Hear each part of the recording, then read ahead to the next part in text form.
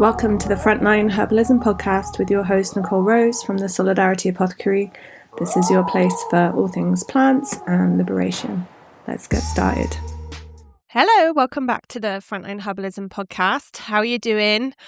I feel like I've ghosted you. I'm sorry. I had a little bit of a podcast break after the course launch for the Herbalism, PTSD and traumatic stress course because, you know, it's just like such a huge amount of effort to do all the promotion and social media and, you know, troubleshooting if someone's got an access issue and stuff like this. So as in, you know, like a login user thing.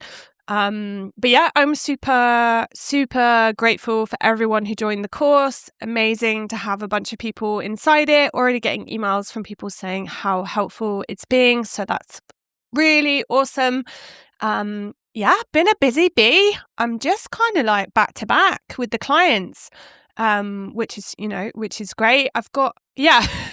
I've recently redesigned my clinic website and I'm going to do like a little announcement about that soon, but yeah, I'm trying to get a little bit better at doing kind of like, kind of more focused, like paid work with clients and more clearer boundaries around like unpaid work, especially as a single mum with a toddler on one little income. So, I've kind of created like a limited company. Check me out as like a separate thing. And yeah, it'll just be like an easier way of, like if we get donations for things like the Black Flag Herbal Clinic, the free clinic, then I can stick a sticker on them and I can know that that's for like solidarity things. And if I have paying clients, then I can buy medicine or make medicine for that. So yeah, it just hopefully will be a bit kind of cleaner. And I've just been upgrading all my systems, making a really nice little kind of welcome pack for new clients in terms of all the things like how to request refills, how to communicate with me, etc., etc. But yeah, I'm going to talk about all of that stuff soon. But I do have a little bit of space, miraculously, for new people. So if you were looking for like one-to-one herbal support, then please reach out to me. Like I said, I'm going to record a separate thing all about it. But basically, it's like a sliding scale. There's monthly payment plans. And I support people over 5 months in a super comprehensive way, looking at like really clear kind of health goals together. And yeah, it's awesome. It's like pretty much one of my favorite parts of being a herbalist. So, because you get to see the herbs doing their magic, if that makes sense. Okay, so I've also been a busy bee. I taught a 3-day practical medicine making course, which, as always, was fucking dreamy. Beautiful group of humans, like just amazing having people from all over the world there. The weather was awesome. We always have awesome weather for the courses. I've just jinxed it now because I've got another one coming up really soon, so I'm probably gonna make it rain now. But had a really wonderful 3-day course. It's so much work like beforehand in terms of like prepping things, ordering things. We made loads of medicine for the clinic in Calais. So yeah, lots of logistical thinking in there. But it was really, really wonderful. Like I've forgotten that kind of magic of introducing people to a herb, like in real life, if they've only just read about it in a book. So yeah, it was really, really special. And then I also had a few days off this weekend. I went down to see my ex's mum with Lee. He got to see his whole other side of the family and like play with his cousins. And like, yeah, it was super, super nice. We actually ended up going to the kind of beach where I spread my friend Taylor's ashes in the sea. So yeah, that was really special, taking my little one there and seeing him throw stones in the water. And knowing that just a few years ago, like life was pretty fucking joyless, not gonna lie. There was a lot of fucking grief and pain and rage. And I cannot believe what an amazing thing having a baby is. No one tells you how wonderful it is. So yeah, I'm very, very grateful. But it was a really nice few days. It was like really difficult not working. Like I was just watching trash in the evening and stuff and like trying not to think about the Solidarity Apothecary. And it was, I was like, oh, this is interesting. Like, why is this so difficult? But I think it's just like single mum hustle, you know, and I'm really passionate about what I do, as you can probably tell. So I love thinking about things. How can I improve things, systems, trying to not get shiny object syndrome with like the new projects and stuff. But anyway, I am back. And yeah, I'm going to be back with some podcasts. So I have been in contact with several people about interviews. I'm just sort of waiting for people to kind of like book themselves into my calendar to make that happen. And in the meantime, until those interviews are done and edited and things, I'm going to be doing some kind of more like solo recorded episodes. So I'm going to be talking about my sort of clinical practice and like the benefits of working with a herbalist versus kind of DIY health support and why it's not a binary. And I'm worried about promising this, but I'm hoping I'm going to do a mini series all about medicine making, because I feel like it's the fucking time now. Like all the herbs are out. I'm in between the 2 practical medicine making courses that I teach, and yeah, I just like love talking about it. So watch your space for that. But for today, I'm going to share like a repost of an interview I did. So I was interviewed on a show called Planting Medicine, which used to be called the Herbal Highway. Maybe people have heard of it. It's based in the so-called US, and it's like hosted and produced by Emiliano and Renee. I haven't met Renee yet, but yeah, it was really lovely to be interviewed. And yeah, they've been reposting the interview in like kind of a edited version with like spreading it across a few episodes, and they've framed it as like herbalism against fascism. And we talk about all the Solidarity Apothecary things. We talk about how we can kind of like amplify and build that kind of herbal solidarity infrastructure. Like, how do we support people who are incarcerated? How do we support families who are being like ripped apart by fucking ICE and the prison system? We talk about practical herbs to support the nervous system. Like they asked me about like the clinic in Calais, so we talked about that. Yeah, we even had a bit of an origin story around like anarchism and like developing my politics around this stuff. So anyway, it was like a fucking honor to be interviewed. Please check out the show called Planting Medicine. I'll put a link in the show notes. They're doing like a big fundraiser at the moment and giving away my book and other things. So yeah, please support them, follow them on the old Instagram and all of that stuff. But yeah, thanks for listening, and I will be back really, really soon. Okay, take care. Bye. Nicole, welcome to Planting Medicine. I'm so happy to have you here today. You know, at Planting Medicine, we've been big fans of your work for a long time and just your analysis of the place of herbs in the world to support folks politically in so many different ways. But for our listeners who don't know about your projects, can you tell us about yourself, your work?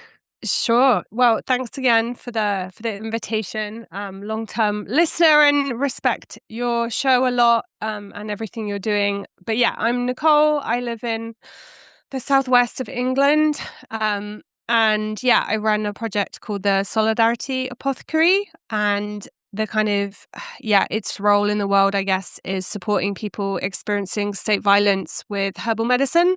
And I know we're going to get into all the things in a bit more detail, but just like the overview is, yeah, I was in prison when I was like much, much younger. And while I was in prison, I connected with plants, and then many years later wrote a book called The Prisoner's Herbal, which is now distributed to people in prison for free, like all over the world, like a bunch of translated editions. And yeah, that kind of like led to lots of other organizing. So organizing support for people experiencing repression through one-to-one support and care packages. I have 2 clinics, like a clinical practice and also like an anarchist free clinic called the Black Flag Herbal Clinic. Written a bunch of books, have a podcast as well, and yeah, run kind of like collective, like group programs for people experiencing state violence, like people experiencing burnout and state repression, like former prisoners, prisoner family members. And yeah, I feel like there's probably lots of other things. Oh yeah, also help with a project that runs a mobile clinic for people on the move and refugees in northern France, like on the French and British border. And yeah, just lots of things, all the herbal medicine things. But yeah, with this like big kind of state violence focus. So you're prolific in your projects. So many projects. And I want to talk I would love for our listeners to hear more about how these different projects work. So we'll talk about that for sure too.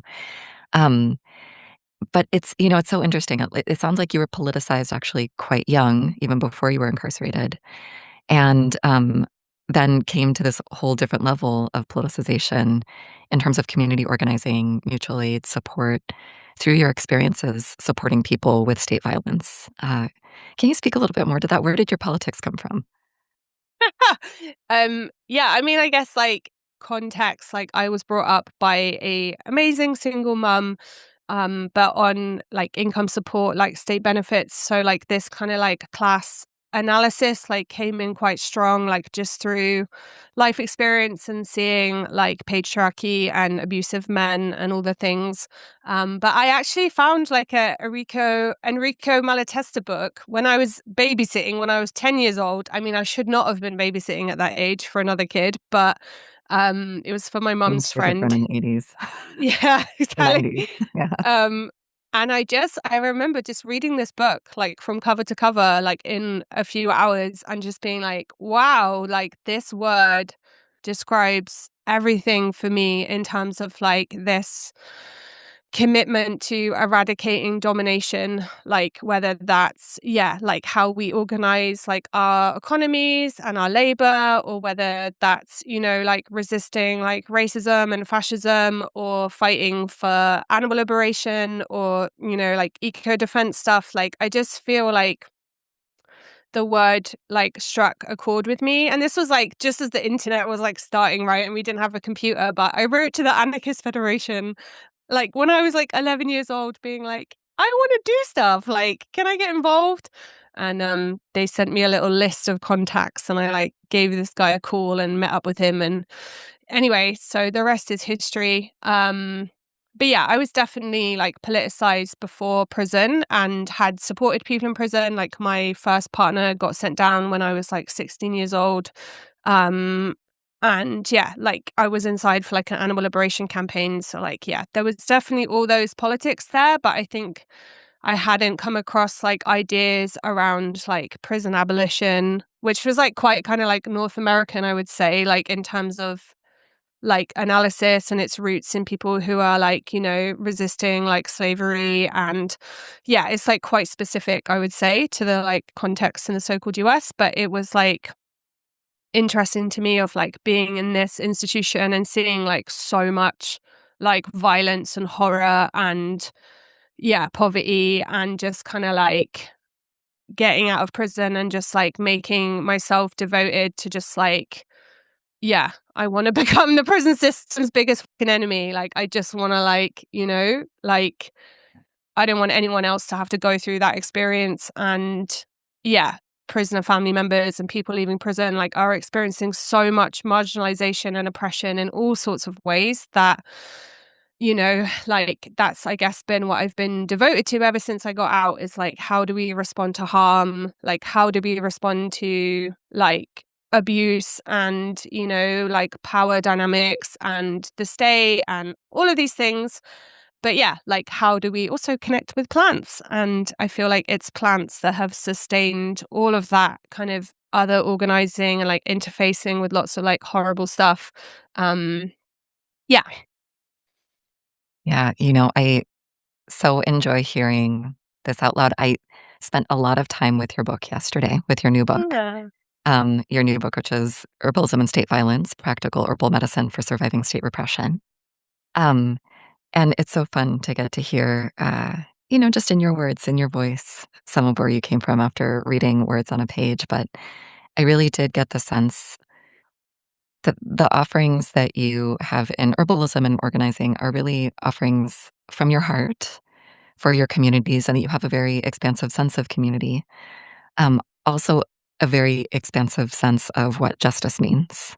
Mm. Um, that you're thinking about race, you're thinking about class, you're thinking about misogyny, you're thinking about all of these different aspects that impact how state repression works, and also form state repression. Um, well, I'm curious, first of all, can you just tell listeners a little bit about this book and where this book came from and what it contains for you? Sure. So people probably remember 2020 quite viscerally, but I put a call out for a zine. I never want to start a zine because it always turns into a book, which is my problem. So I put a call out of like, hey, I want to do this like herbalism and state violence zine. And like a bunch of people emailed with like ideas and stuff and things they'd already written. And then obviously the pandemic started, and then it was just like next level mutual aid stuff, organizing, like doing the clinic in France pretty much like back to back for like what felt like years, like 4 years, I guess, 4 or 5 years.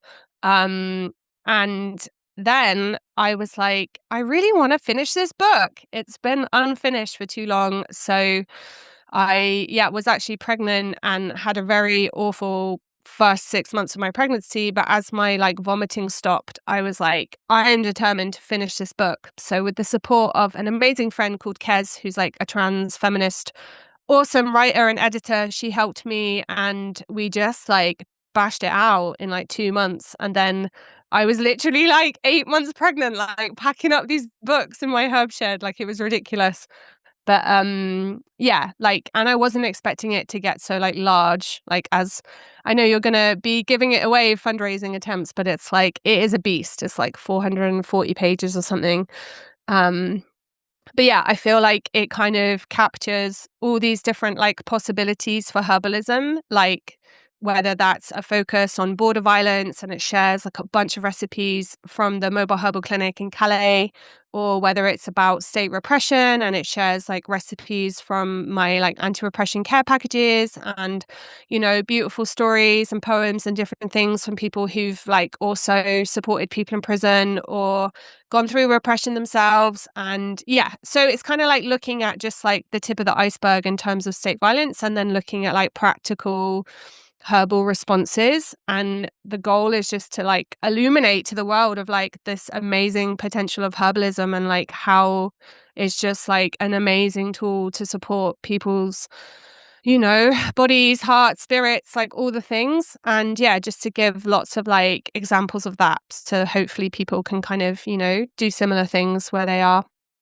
Yeah, I felt it was a very practical book, that it helps orient both to the theory of what is state violence, what does that look like on the ground, but also what are all of the ways that we can bring plants into supporting people who are experiencing all of the different forms of state violence. But I'm wondering also, could you just so we're all on the same page, what is state violence? Can you tell us about that? That's a very big question, and probably the bit of writing that was maybe the most difficult, because there's so many manifestations of like the state in different ways, and there's like 1,000,001 amazing authors and academics and anarchists and people that have analyzed that over time. But I guess I see it as like the kind of the way that like society is structured to kind of enable domination of like the many by the few. And the state, like, oh my God, it is such a side rant. I'm not going to go down there, but like, to kind of like maintain such a hierarchical society, there needs to be like some sort of structure that maintains that. And that is generally like the state in different ways. And those kind of hierarchies of inequality can only be maintained by violence, pretty much. Like, maybe there's other options in other places, but really like the way that this kind of like origins of social organization have developed over time to kind of like create this like state. Like, I think I quote in the book, like one author describes it as like the operating system of like it's kind of how our world is like being shaped all the time. And in terms of like the violence, like some people will experience that as like a very visceral, like intimate thing that they'll experience regularly. Like maybe that's someone in their neighborhood who's abducted by ICE. Like I know in the so-called US, there's like, you've got like the biggest prison population in the world, like over 2 million people. So you've got millions of prisoner family members who know that impact of state violence like so well in their bodies, of that trauma of separation and the trauma of visiting and all the abuse and violence that happens in prison walls, like all of these things. And yeah, but there are like all these other manifestations of state violence, which, yeah, you do come up against if you're trying to like change the system and, you know, challenge injustice and things. But also you come up against it if you are a person who is like specifically and intentionally targeted by the state, which is like mostly racialized people, you know, people without papers, like queer and trans communities, you know, organizers and people that are like threats to social power. Like all of these people are going to be like regularly interacting with like different forms of state violence. Um, does that answer the question? It's such a big question, but It is a big question. It is a big question. Maybe I can reflect back also to our situation in the United States right now, in the so-called United States on Turtle Island, um, which is part of the reason I wanted to do, this show with you and to offer your book as a thank you gift also, is because of what we're experiencing here in the US right now. You know, mm-hmm, a lot of us, we're calling this series of shows Herbs Against Fascism. And a lot of folks really are experiencing a lot of concerning political repression that does, mm-hmm, not just dip a toe into fascism, but is starting to kind of sprint full speed into fascism. And, some of the ways that we're seeing our community, as you were mentioning, seeing our community impacted by policing, by the police state, and also just by the state, the state regulating people's ability to exist safely, we're seeing the way that ICE is impacting our communities. I'm on some of the ICE Watch threads here in the Bay Area, and we've had some abductions these past weeks. Um, we see, the ways that people who are doing anti-ICE organizing are being targeted, and some of the deaths that have occurred this past winter of organizers. We're also seeing a lot of repression of those who have been calling for a free Palestine for mm-hmm, several years now, as well as targeting, especially of the trans community, but the LGBTQ community broadly.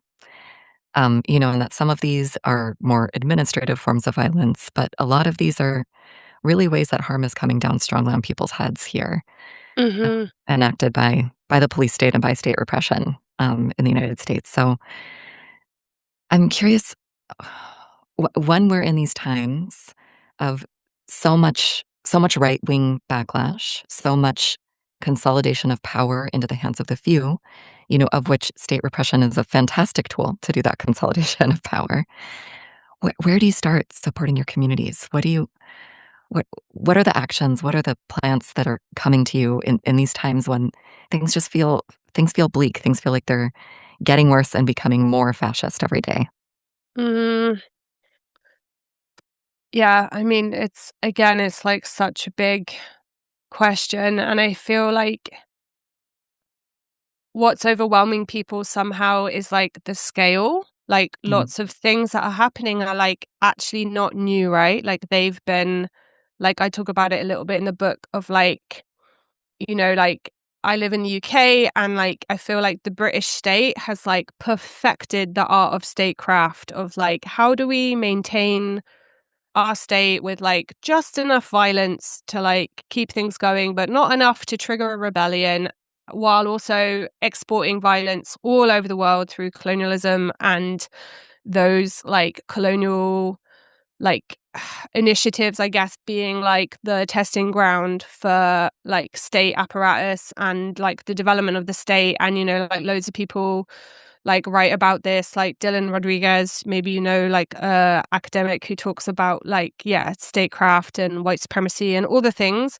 And like, I guess in a way, because these things aren't new, we can also look to like what have we been doing to respond to these things, but like how can they be like amplified and escalated? So like maybe there's like quite an effective like like Ice Watch initiative or something that's like actually protecting people and is like one step ahead of like abductions and things. And then it's like, how on earth do we scale that out so that like every community is like protecting its people, right?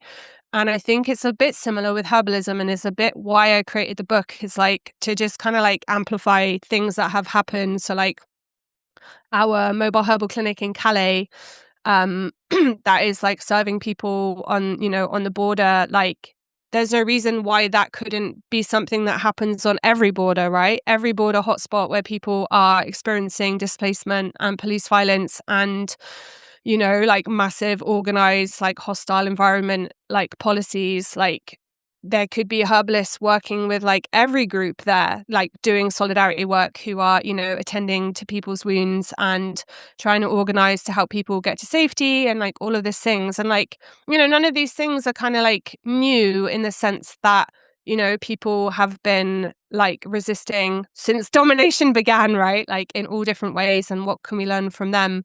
But yeah, in terms of herbalism, I feel like if I can send like a beautiful herbal care package to support, say, someone like resisting ice, and can offer that person and their tissues in their body some nervine support or support with their blood pressure or support with their digestive health, then that person can continue to like effectively resist and organize. And maybe the effects of like intense chronic stress doesn't push them to like the depths of chronic illness quite as fast, right? Because they've had that solidarity from plant medicines.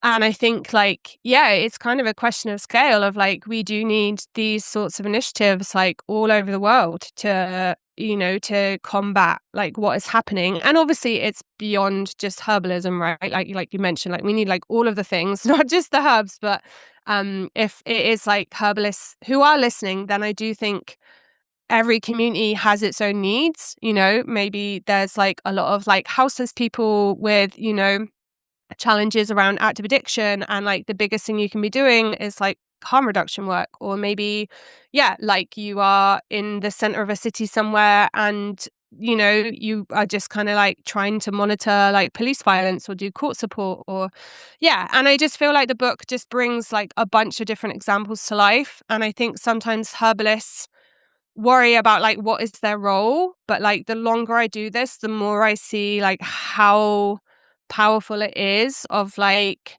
whether it's that one-to-one person in the clinic who has struggled with pain for years and years and years, who now is like finding relief for like the first time in 20 years or something, or whether it's that refugee that we get to hospital because someone cares about him and has, like advocated for him to get to hospital, and maybe he's been given a cough, cold and flu pack to help him, like to help prevent his respiratory infection from escalating.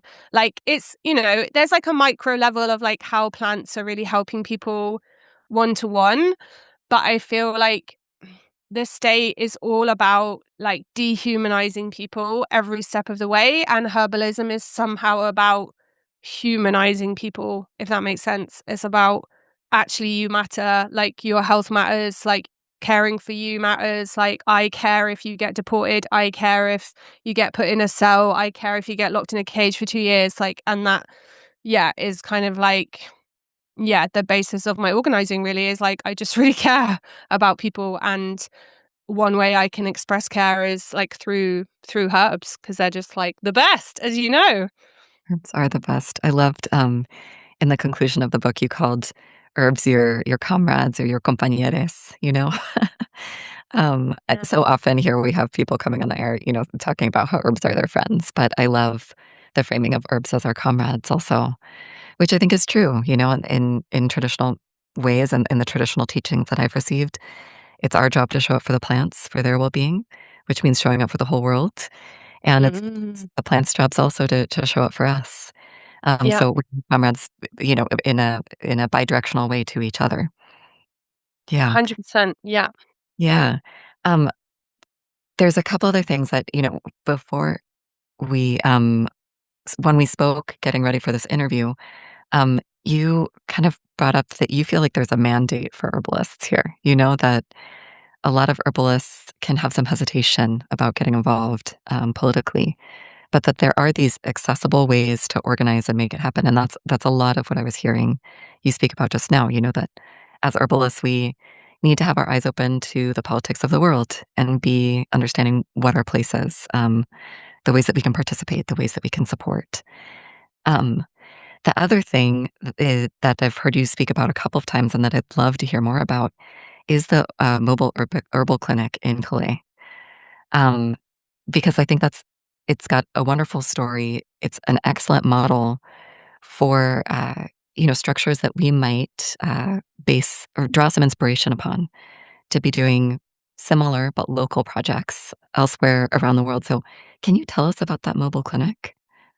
Sure. So, yeah, so just I guess a little context, like Calais is like a town in the north of France, and people are kind of like scattered across that coastline. And because there are no safe or legal routes for people to apply for asylum, apart from like a couple of exceptions, like if you're from Ukraine or Hong Kong, but for everyone else, they have to basically make like an incredibly dangerous like journey across the sea, like mostly in like small dinghies and like quite dangerous boats, or they have to cross via like lorries or get into trucks, things like this. But either way, it's like super dangerous, and many people have died. Like I've met entire families who I've given herbal support to 1 week, and then literally they've like drowned like with their baby like in the channels. So it's like it's very it's it's its own little universe, if that makes sense, of just kind of like horror, which unfortunately is replicated like all over Europe, especially, but I'm sure also borders like the US and Mexico and things. But Yeah. anyway, so healthcare access is challenging for people living in these like encampments because they're constantly moved on by police. They don't have access to regular, consistent, like clean water. There's like amazing initiatives giving out food and clothing and things, but life is like super precarious, and even like the most basic of conditions will like escalate very quickly.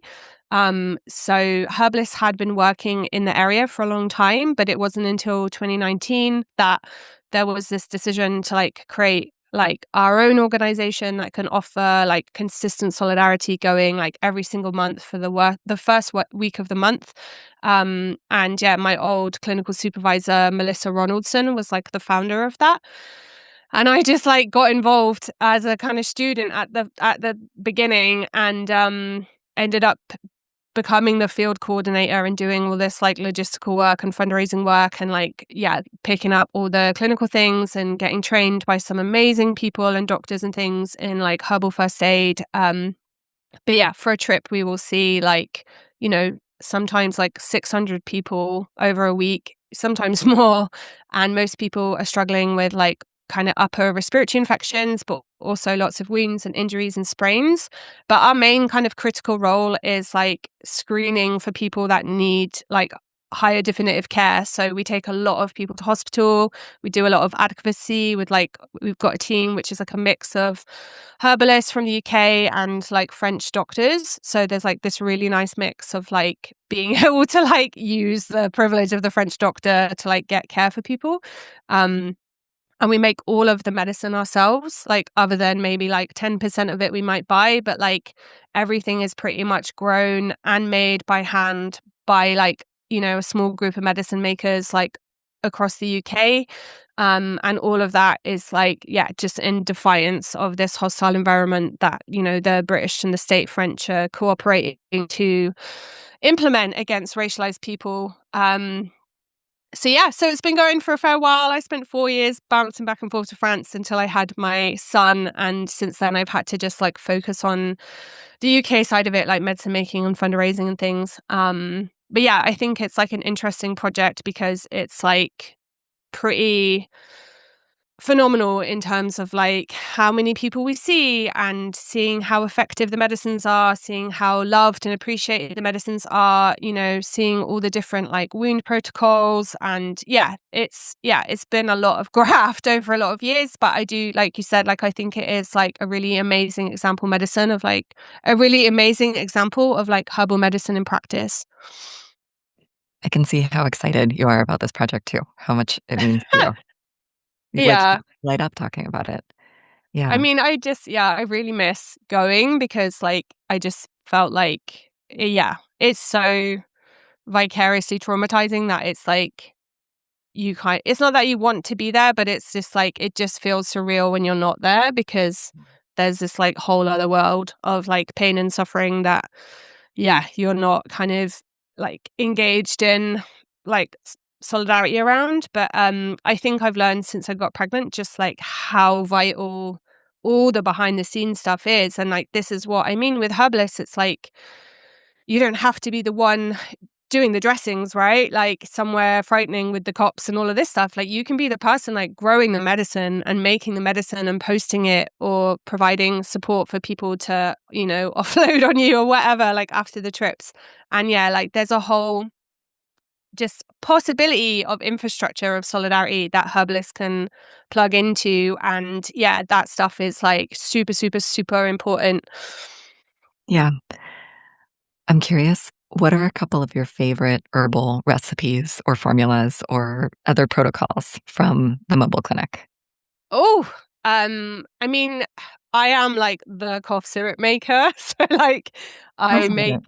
an amazing cough syrup, which is like a mix of a glycerite, which I make in the slow cooker, which contains elderberries, fennel, and cinnamon. And then that is combined with like a marshmallow gloop with some rose water. And yeah, I'll make like thousands and thousands of liters of that basically. Wow. And it is just like, it just goes down so well. Like it's super nutritive. It's really soothing. It's really effective. Like we'll see people that were like really considering taking to hospital because they're so unwell. And then within a couple of days, they're just like, you know, kind of bounce back pretty hard. And like we're always getting guys in France come up to us being like, have you got more of this? Like it's a super popular recipe. There's the recipe for that in your book, right? Yeah. I've included like nearly all of the clinic's recipes.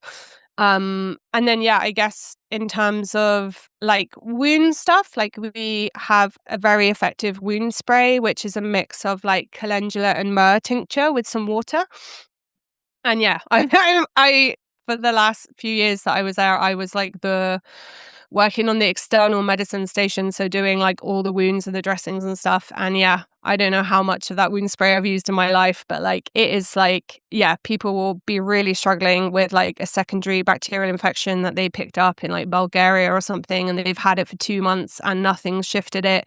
And then, you know, we'll spray this spray, and within like a couple of days, like the lesions are like so dramatically better, and someone isn't in pain anymore and, you know, doesn't have a fever anymore. And it's just like, wow, that Herb work. calendula, eh? Sneaky. So strong.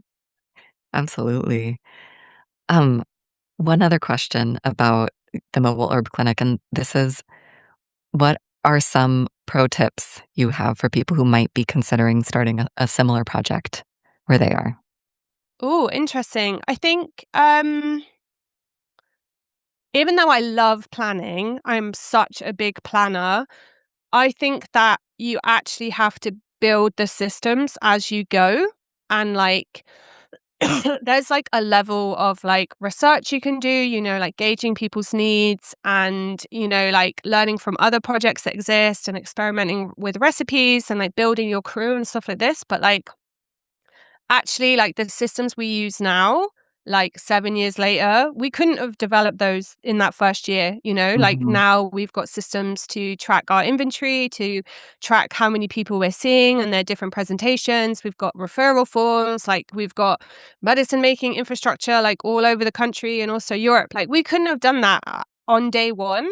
So I Mhm. think the best thing is to kind of like get started and yeah, like develop those systems as you go.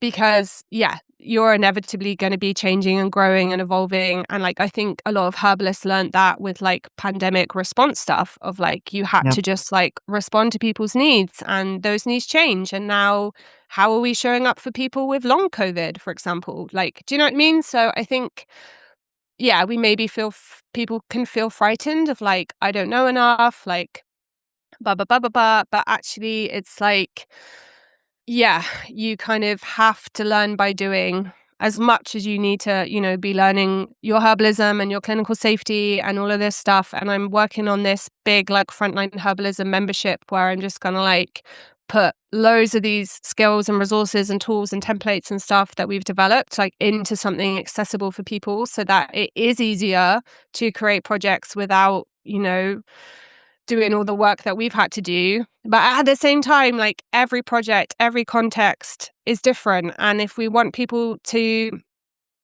also have like an ecological practice, then the herbs that we use are, I live in this amazing place where the hedgerows are filled with like elder and hawthorn and rose, like just coming out of my ears, whereas someone else might be living in like a desert or have like different access to plants. So yeah, everything has to be kind of like adapted and unique to like your context. Yeah, does that make sense?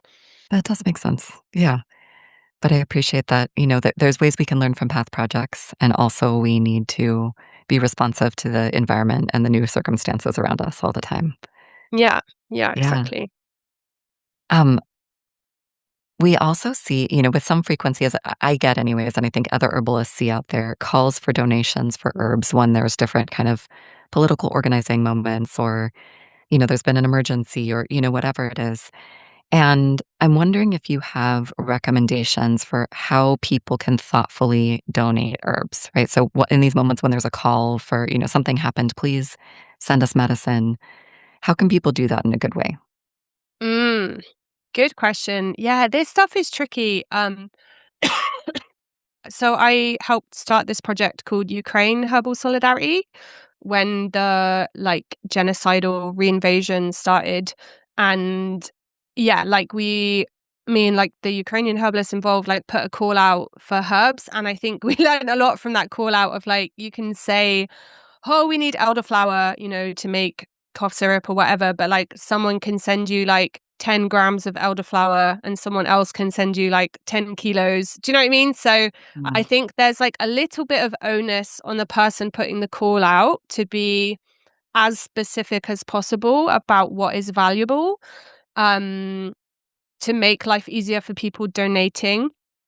But I think, yeah, there's lots of challenges. Like we've definitely found it in Calais. Like, how do you, like have kind of quality control? Do you know what I mean? Of like Mhm. things, I hate to say it, but things being like good enough to distribute, like that's really important for us. And that's why we've actually got, I don't want to say like centralized, but we've got like a handful of medicine makers who take responsibility for quality. And so, for example, I'll make the cough syrup, but I have a whole bunch of people that come over and help me bottle it and strain it and do all this stuff. And I think, yeah, people need to take things like plant identification seriously and kind of good manufacturing practices, not in the sense of like complying with the state, but just in the sense of like, do you know where things have come from? Do you know where they're going? Have you tracked your medicine making? And this is stuff that I'm going to include in the membership.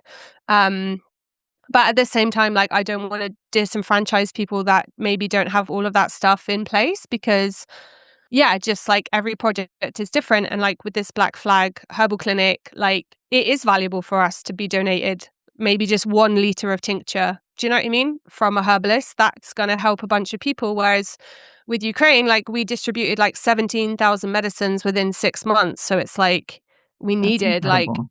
like tens of hundreds of bottles of tinctures. So that's what I mean by like scale, it gets challenging. But yeah, I think just like follow the instructions of the person who's like requested it or the people. And yeah, like label everything really well. It sounds basic, but the barrier to And, me, like people send distributing over, a yeah, cream or people send something. over just a Yeah. bottle of tincture that just says Mullen, and Yeah. So label it, date it, name the grower, name the, where you've sourced it. Yeah, all that stuff's like super valuable. so I think I might have us switch topics. One of your areas of expertise really is providing herbs to people who are incarcerated, people who are in prison, which I've never done, and which is something that, from my perspective, would be so challenging. Now that I've read the book that you just put out, I really want to read your previous book also, The Prisoner's Herbal, correct? Mm-hmm. Yeah. Um, could you tell us a little bit about how you make plant medicine, how you get plant medicine to people who are incarcerated, how you help people who are imprisoned actually be able to connect with the plants? So sadly, like it's also impossible for me to like make medicine to send in, which is why I basically wrote The Prisoner's Herbal because I'll send you a copy, but it's basically 10 super common plants that I worked with when I was in prison, as well as like how to like work with things that you can find on the canteen, which is like, I think it's called commissary in the US. So things like salt and pepper or hot chili sauce, stuff like this. Because I had so many friends and comrades inside with health issues, and it just frustrated me that I couldn't support them. So it had to be stuff that they could find and they could forage. And then, yeah, I try as a herbalist to support people that are leaving prison. So like people can reach out and access care when they get out. But yeah, unfortunately, I also, just because of like strict controls and things, like can't get things in. Just imagine how busy I would be if I could. But yeah, but this Prisoners Herbal is like a resource for prisoners to, and I'm really aware that like every prison system is different in terms of context of access to plants. Like some prisons have actually quite extensive gardens and like agricultural setup. And other prisons, like, like my friend Kevan is like in solitary confinement, and like he's probably like not seen a plant like in his like they call it a close supervision center, like a prison within a prison. He's probably not seen a plant for like 10 years. Do you know what I mean? So every prisoner, not that he cares, he wrote like a joke review of my book where he was like, prisoners are having a hard enough time and now they have to learn about like herbal stuff, just to like, take the mickey out of me. But I lost it, unfortunately. I didn't publish it. It would have been funny, but yeah, so like every prisoner is different, but the book shares like other examples of like, can you, read about herbs in books? Can you draw them? Like when I was in prison, I slept with like a dandelion root under my pillow, and like that was like just the nicest way to like connect with the strength of that herb. Because I couldn't exactly make loads of like lotions and potions the way I do now. But if you want to ask me about 50 uses of a chamomile tea bag, I'm your girl.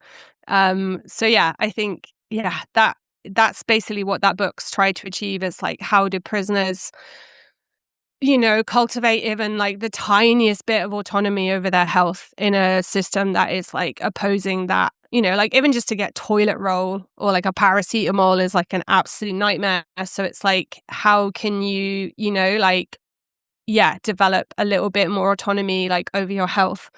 Yeah. What are some of the herbs in that book? I think I remember you saying, writing in the current book, that, you could joke that the Prisoner's Herbal was, 100 ways to use dandelion. Yeah, it was all the babes, like dandelion, nettle, chamomile, but like different types of chamomile, like pineapple weed and things that you can find. Where I was, there was actually like quite a large like rose garden, like in the kind of front section of the prison, like conveniently where the visitors visit. So I included rose in the book, chickweed, plantain, yarrow, and mallow. So like there was like a lot of mallow growing like in the gravel and stuff where I was. So that was like my first introduction to like common mallow. I didn't meet marshmallow until I got out, and now I'm obsessed with marshmallow. I have a marshmallow root tattoo after making all this cough syrup with marshmallow root.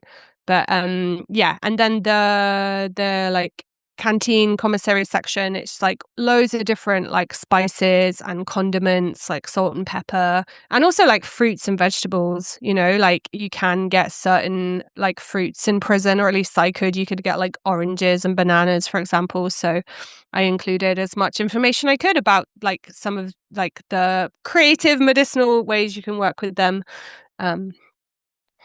Do you have can you share a story or two about an unusual way, like a way that you would never use one of those medicines outside of prison? Oh, what you mean, the plants or the like the fruits and the salt and stuff? Anything. What's So like, a way that you would draw on those, inside, that you wouldn't necessarily think to recommend to somebody outside? oh, good question. I mean, like, I guess like the nice thing about the book is like a lot of the stuff is helpful for people on the outside. So Yeah. like a chamomile tea bag, for example, like you could, yeah, have some kind of like, like that prison environment is like a nightmare if you have like a slightly atopic, like allergic tendency, like I did. Like I ended up having like anaphylaxis inside, which wasn't very fun because I was like locked in. And anyway, but like I would get like hives and stuff, and I think it was, you know, just this horrific industrial diet, but also like all the cleaning products and like the Roundup and, you know, like everything they're using. So, you know, I would often make like as much chamomile tea as I could, like in my flask and my little collection of hidden mugs that I had like stolen from various places. And then I would soak like a pillowcase in it. And then like apply that to my arms because it wasn't possible to like buy creams and stuff that I needed. So, but I could like put that kind of chamomile infusion like on my body. And that would be like super soothing and help like heal up those hives. And yeah, my baby had I shouldn't laugh because it's horrible, but he had like hand, foot, and mouth recently from nursery, like last year. And it was horrific. Like he couldn't, you know, like he was in a lot of pain and he couldn't sleep. And for the first time since being in prison, I soaked a bunch of like the Muslim cloths in chamomile tea, which was cool, obviously, and just laid it over his body and like the, you know, the like strong rashes you get. And it was the thing that helped him sleep. So it was just like a nice like turn of events of I'm just nourishing this little beautiful human with this same herb that had my back like nearly 20 years ago. No, I mean 15 years ago. I can't remember. A long time ago. Yeah. Yeah. Lovely. It comes around. Mm-hmm. Yeah. This is also making me think of that there's a whole section in your book discussing, well, a couple of sections in different ways, but discussing support for family members and loved ones of those who are incarcerated or who have been separated from their families and other ways, you know, that the other ways that state violence works. Um, I've really been thinking about this these days, you know, of families who are awaiting news of their family members who have been abducted by ICE or, you know, who know their family members are in a detention center and that there's very limited ability to be in contact, much less to control, you know, this horrific system that is disappearing people and often putting their lives in harm's way. What what do you call on for those family members? What do you recommend? Let's talk about herbs. Like what herbs will you point people towards?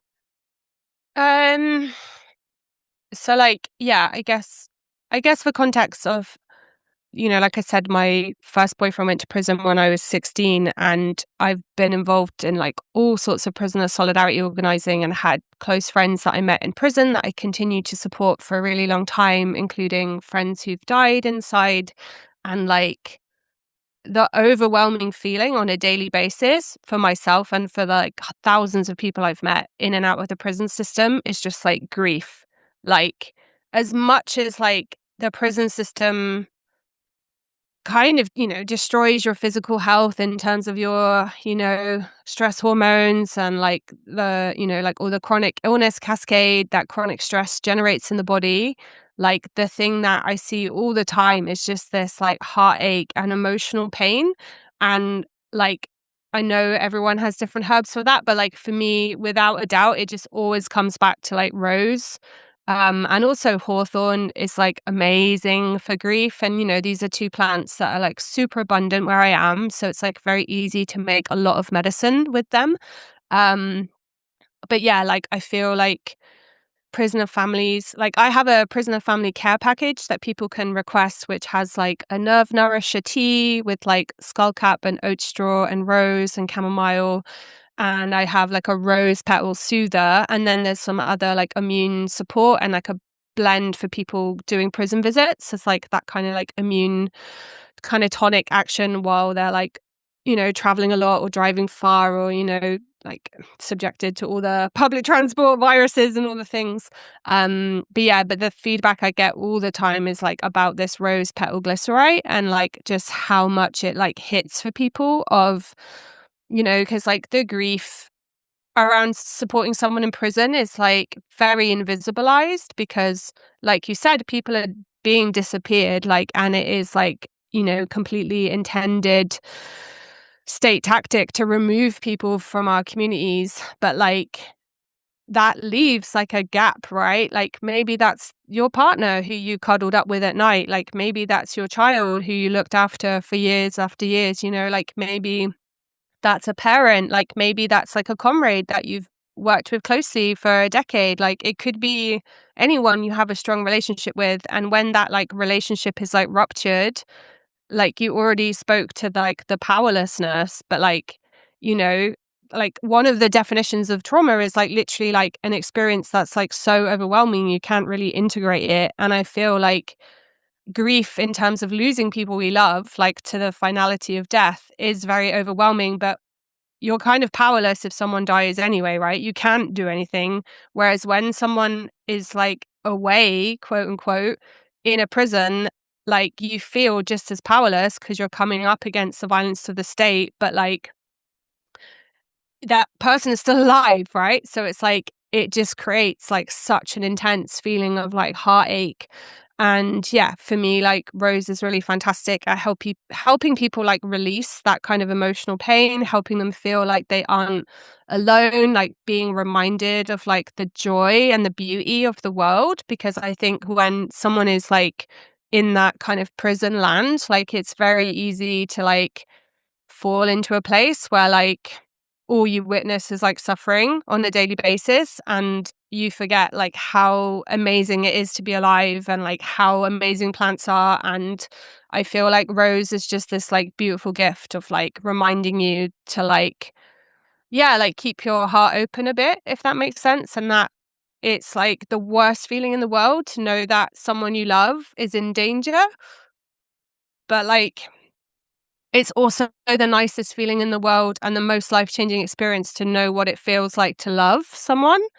And that doesn't have to just be like romantic relationship, right? And I feel like this prison context, for me, it like taught me what love really means, if that makes sense. And I think like I see that grief as like a gift of like I'm alive and I'm feeling something for someone, and the state, no matter how much they've tried, haven't killed that love in me for this other human, you know?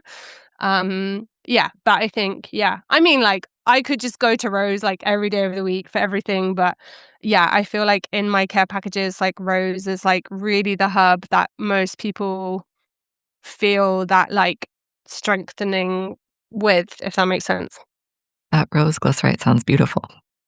Yeah, It's dreamy. It's dreamy. yeah, yeah. I can imagine. I can't. I've had like rose honeys, but I'm asking myself if I've ever had a rose glycerite. But I can just imagine what that would taste like, and what a beautiful. For me, the taste of rose, it really does. It gets into my chest. It fills me up. It's a special plant. It really is a special plant Yeah. that like really carries heart energy with it. It's beautiful. Um, as we're thinking about families of those who are incarcerated, disappeared by ICE, all of these things, I'm also just thinking about our greater communities who are experiencing a lot of stress and distress right now, right? In so many different ways. I think, we're living in a time when there is the ripples of oppression are reaching lots and lots and lots of people. Whether that's regarding ICE, whether that is the transphobia that's happening on the big levels, whether it's the impacts of, people's families being affected by war and genocide that is, happening actively in this time. Or whether it's just, the all of the ways that people are being really put through distressing situations. Like we're in a bad economy where, it's things are kind of rough out here. Hmm. Um, and top of that, we have a lot of people who are really dedicating a lot of their energy to resisting state repression, to resisting fascism. What does all of this do to the nervous system? And what are some of the herbs, everybody out here should be drawing upon in these times? Oh, big question. Like, I guess again for context, like I have like a body of work like in an online course which no one is turned away from for lack of funds, which is all about herbalism, PTSD, and traumatic stress. So that goes into it in much more detail around, yeah, how chronic stress affects the body and the nervous system, and how we need collective responses to that, not just like individualized responses.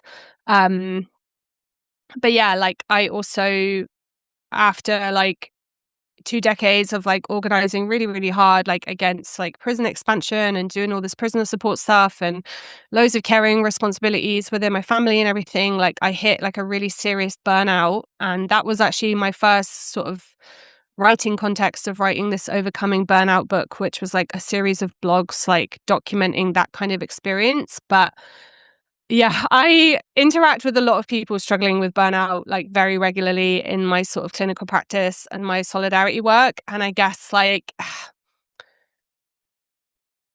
it sounds so simple, but like really prevention is better than cure. Like really take this seriously. Like, you know, like even a soldier who is like, you know, probably doing something horrifying in terms of colonial violence, like even soldiers have time off, right? They rotate. They're in the front for however long and then they are meant to step back and recover. And I feel like organizers and people engaged in resistance work, you know, we all know it's like lifetimes of fighting, right? And struggle and generations of people organizing, but it's like it is like dangerous, I guess, to be in this like fight or flight, like sympathetic dominant state for really long periods of time, because like the body is kind of like just like the land and the ecosystems we're trying to defend, like isn't a unlimited resource, right? Like it is, you know, you will start to trigger effects, whether that's, you know, sleep disturbances or, you know, disruptions in the integrity of your gut lining because of the volume of stress hormones in your blood, or whether it's, you know, like flashbacks and nightmares and things like this. So like, I think that people engaged in this work, like they kind of need to treat their bodies like athletes, in the sense of like, we need like as much good quality sleep as we can. We need good nutrition. Like we need nervous system support so that our body is not, you know, just like rinsing its cortisol reserves like every single day of the week. Like we need, you know, like help for issues before they, you know, escalate. And I think, yeah, we also just need this like cultural change around what we demand of each other, you know, like I'm all for like encouraging and inspiring action, but like I'm also very serious about like burnout and compulsive workaholism and just sort of like exploitation and martyrdom of people in terms of like, you know, like I wrote a blog called like Herbalism as like a rebellion against self-neglect, where I really spoke to like my own experiences, but I've seen this like echoed in movements loads in my life. But like I I didn't know who I was without organizing, like, and I didn't, all of my like identity and self-worth was like wrapped up in like output and like what am I achieving as an organizer and like all of this stuff. And actually it was like the plants that taught me how to rest, you know, how to observe how are my mucous membranes feeling in my throat, you know, like how am I sleeping, like am I getting a cold, like, you know, like I feel like it was plants that taught me how to rest, you know, skullcap tea that made me realize what like a parasympathetic state felt like, of like, oh, this is what rest and digest feels like before I sleep, you know, this is how I don't have another nightmare for the same night in like 10 years, is I finally found a herb that can help shift that pattern. And so I think more than ever, we need to work with like nervine herbs that have an affinity for the nervous system, so that even if it's just pockets of time in the day, like there's some respite, you know, like there's a chance to just kind of rest and digest. And I don't mean like doom scrolling on your phone and just exposing yourself to even more horror in the world. I mean like genuinely, you know, being as kind of like feeling in like a safe and social state as possible. And like I said, you know, like tending to the basics, like it always comes back to the basics, like of nutrition and sleep. And yeah. And I think I think having a kind of approach that like we're really in it for the long haul, you know. And I know it sounds terrifying, but we really are at like the tip of the iceberg in terms of this stuff. And like, you know, like trying to have that long-term approach, I feel like does gently shift something in the body where it's like it really is a marathon and not a sprint.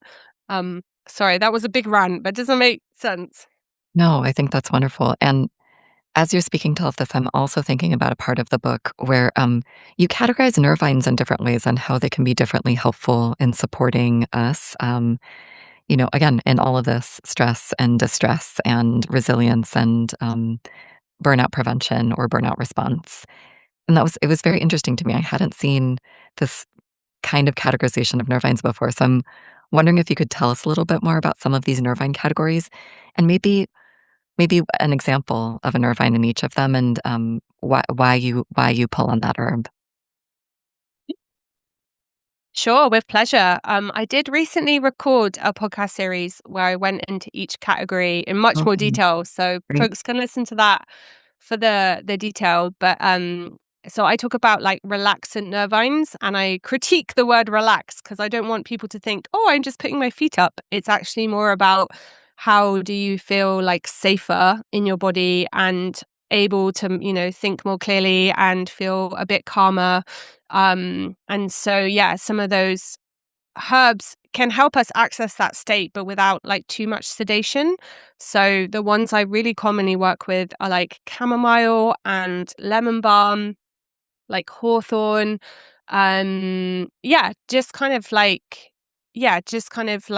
herbs that you can, I mean, everyone is different. I don't want to give like generic advice. Like, obviously, people need to check out like medication interactions and if things are safe in pregnancy and things. But yeah, like I feel like there are my kind of like bread and butter herbs that are like my go-to nervous system support.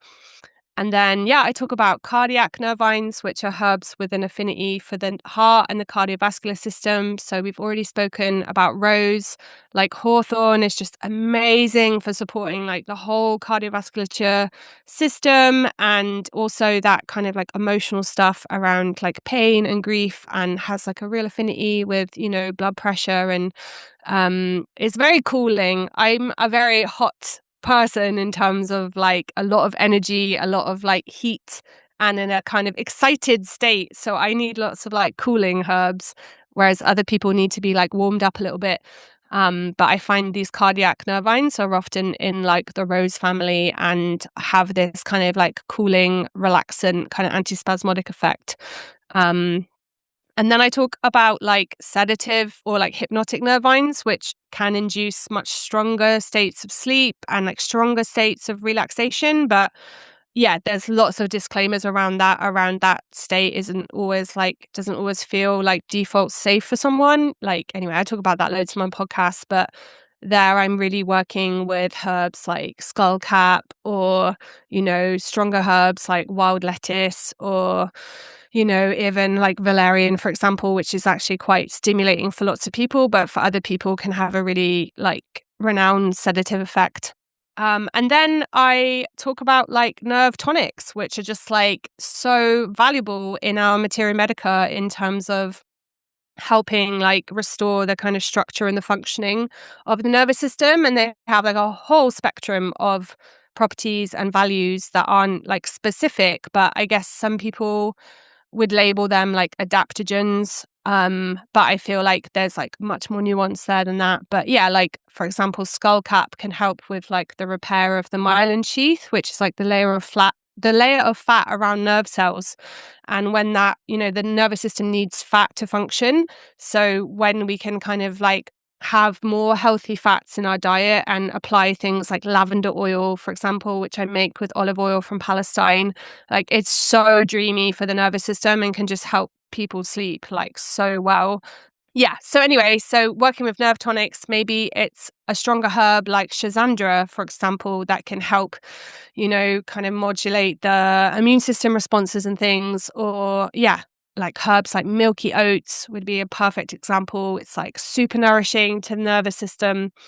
Yeah. And then finally, there's like stimulating nervines, which are herbs that have a more like stimulating effect, but not in a term, not like something like coffee or matcha or something like that, but more like gentle stimulation. Like they're often circulatory stimulants and getting blood flow to the brain, for example. They often have like a broad spectrum antimicrobial action on the gut, which I think is like super interesting because I'm like obsessed with microbiology and how like gut health affects like general health. And, like someone's gut health might be a big part of why they might feel like a low mood or depression, for example. So these herbs can kind of help someone move out of a frozen or a shut down state. So that's like our kind of, more warming herbs like rosemary and thyme, for example. So yeah, I don't know if that's enough of a little overview of how I organize nervines No, in my it's head. great. Yeah, Yeah. I appreciate it. I have a question that may be related or may not be related, which is in general, as you are working with people in many different settings, in more solidarity focused settings and in your own practice and across sending care packages, showing up for these different projects, mobile projects or other solidarity projects. What herb what herb are you calling upon most to support people these days? Oh, do you know what? I really think it's hawthorn. Mm. And I think that is because it grows where I am. But like, I think because of its like cardiac affinity, like I don't know anyone who's not been affected by COVID, for example. And I feel like lots of people have that kind of like cardiac response to COVID in terms of like inflammation of the heart, or they're having like, like challenging like brain fog or kind of like POTS like symptoms like orthostatic intolerance where they're like struggling to stand up and things. And I feel like hawthorn has just this like broad spectrum affinity with like all of the cardiovasculature like I mentioned. And also it makes an amazing glycerite, so I can make it quite quickly. Within like 48 hours I can make a absolutely amazing hawthorn berry glycerite in my slow cookers, which is like another podcast episode in terms of like this method I've developed over years of working with glycerin. So yeah, I feel like hawthorn is very big in my practice. And also like I ran this hawthorn group program last year, which was like for people experiencing state repression. And we had group calls where we'd meet every 2 weeks and just sort of offer like emotional support to each other and talk about certain things, like how repression had affected us. And also we did like hawthorn samples and things. And then people had like one-to-one, like more detailed, personalized support from me. And it was just like one of the most beautiful offerings like I've ever organized, and it was just such an honor. And yeah, I feel like that cemented my love of hawthorn like even more. As like a herb that is really holding it down in terms of like community self-defense. Yeah. That sounds like so much fun to do a deep dive like that with hawthorn in community. That sounds really, really beautiful. I love hawthorn medicine so much and is really one that I draw upon for both my physical heart and the physical hearts of my patients and clients, but also my emotional heart. Mm-hmm. It's really, really beautiful medicine. Yeah. And I hadn't Yeah. really thought about it with that COVID perspective quite the way that you had framed it. So I appreciate that also. And yeah, the ways that people post COVID also can tend towards some kind of like vascular issues and clots and other things like that too. I think hawthorn could be really supportive in that too. Mm-hmm. Yeah, Yeah. for sure. Yeah. Um, well, over here in California, even though spring has kind of technically just started relatively recently, with the way that the weather goes here, we're already starting to pretend like it's summer. And we're recording this before May Day, but May Day is coming up in just a few days here. And I really hope, that there's going to be a lot of turnout for May Day events here on the West Coast. But also, I'm anticipating that this summer may be a summer where there's a lot of kind of street resistance and folks, Mm. showing up in beautiful, powerful ways en masse there. Um, I would love to hear from you. Let's say, we've got listeners going to a protest and we don't know if this protest is going to be, a nice march down the street or if there might be some police action at the protest or, if there's going to be counter protesters. We don't know exactly what's going to happen. If our listeners are going to a protest and they have time to pick up 2 or 3 little herbal products or herbs to take with them, what would you say they should throw in their bag? Oh, good question. So I remember street medicing at this G20 mobilization, and we were all like, everyone was ready for like tear gas. We had like a whole van of like water bottles and all the like wound care stuff. Nothing kicked off, but like people were getting like sunburnt like left, right, and center. So now I'm like just take sun lotion in your kit, like, because showing up for community health is not just about like pepper spray, right? It's also like, who here is like struggling with dehydration, like who's, you know, like really anxious around the police and like needs a bit of support. But yeah, in terms of that acute care, I mentioned the wound spray that we use in Calais. I love like rose water. So one of my most like visceral memories from France was a 3-year-old girl coming up to the clinic, and she'd been pepper sprayed directly in her face by the police who were trying to get her and her family and the other people off of this dinghy. And, you know, she'd been like screaming for like hours, like in pain. And, you know, they tried to wash out her eyes, and we obviously irrigated them with water and things. And then I gave her some rose water spray to take away, and we give these little cotton pads, and then she cleaned her eyes with rose water, and it was like for the first time she just like came back to life as like a little kid. And I'm sad because I have a 2-year-old. He's nearly 2. He will be 2 on May Day. So I actually gave birth on May Day, which Oh, everyone thinks baby. is hilarious after a 75-hour labor. It's like he was just pushing for May Day, you know? But yeah, like that rose water is so cooling and wonderful for like an aftercare response. Like, you know, have a bottle of water, be prepped with all the things. But in terms of like aftercare, I think rose water is like fantastic for like inflamed eyes, a little bit of cheeky nervous system support for, you know, like if you are doing like police station support, things like that. You know, like it could be a bottle of rose glycerite or hawthorn or whichever like nervine herb you feel affinity with.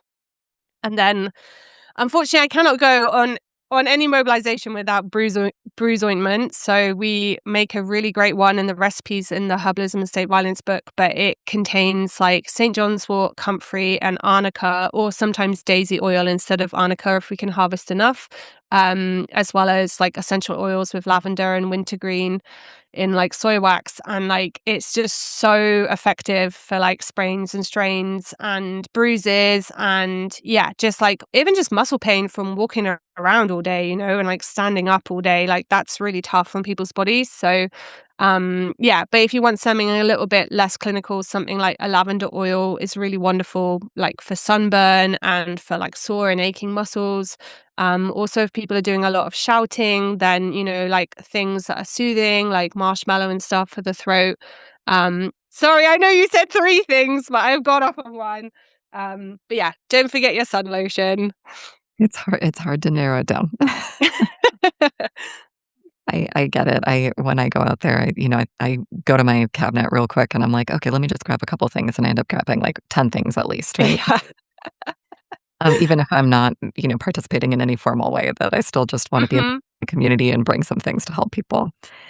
Um, in this time also, folks are moving with so many different emotions. We've talked about the impacts on the nervous system. We've talked about grief. Um, I'm curious about the anger and the rage out there, which is a productive emotion in a lot of ways, but it's one of those emotions that can kind of, feed positive action, or sometimes can go kind of over the top and become harmful or immobilizing or something else. So what are some of the herbs that you point people towards for anger, for rage? Ooh. I mean, I had a therapist who was an amazing comrade who supported me for years, and she was like, you just need to become a blowtorch. Like the problem isn't the fire. The problem is, how is that fire controlled and directed? And I've never forgotten that. And I probably should get some sort of blowtorch tattoo. But I think for me, it's like, yeah, navigating that pain and rage and using it like as strategically as possible without, like pathologizing people's rage and things, which is like completely legit and needs to be expressed. Um, but yeah, like I think the kind of ongoing consequences of being like in a highly activated state with a lot of like fight energy is it ultimately does lead to sort of dryness and depletion. And so yeah, I think like accompanying that with like cooling and soothing herbs, like I mentioned, like marshmallow or lemon balm or rose or hawthorn, like they all have this kind of cooling effect, not in a way of like, like quelling your rage, but in a way of like you know, maintaining your rage for much longer, if that makes sense. So, you know, being able to support your nervous system to keep going, to keep organizing, like we already mentioned. But yeah, so that fire can stay going outward and not destroy us on the inside, if that makes sense. So, That's- yeah. Yeah, good plant allies. Well, time flies, and I I think we're at know. the end of our time together. I want you to share some about how people can connect with you, learn from you, get involved in your projects. Can you share a little bit about where folks connect with you? Sure. So yeah, my website is solidarity.apothecary.org, and from there you can find links to all the other things, the Frontline Herbalism podcast, the old Instagram at solidarity.apothecary, the mobile herbal clinic Calais, and the Black Flag Herbal Clinic, this anarchist-free clinic. If people would like value some kind of free herbal support from me and the crew, then you know, we support people from all over the world, so don't hesitate to reach out. And likewise, the herbal care packages get posted in all directions all over the world. So if you would value one of them for you or your comrades, then please like request one. And yeah, like the book is already published and available on my website, but PM Press are like reissuing it, and they will do probably a much better job at distributing it and promoting it. But I think their timeline is they're planning to launch it this winter. So October. keep your eyes peeled for that. Well, thank you so much for all this beautiful work you're doing. Thank you for being here with us. It was really, really good of you to do this. And I think that a lot of people will derive a lot of strength and good information from this interview. So thank you. Oh, pleasure. Okay. Thanks so much again. Thanks so much for listening to the Frontline Herbalism podcast. You can find the transcript, the links, all the resources from the show at solidarityapothecary.org/podcast.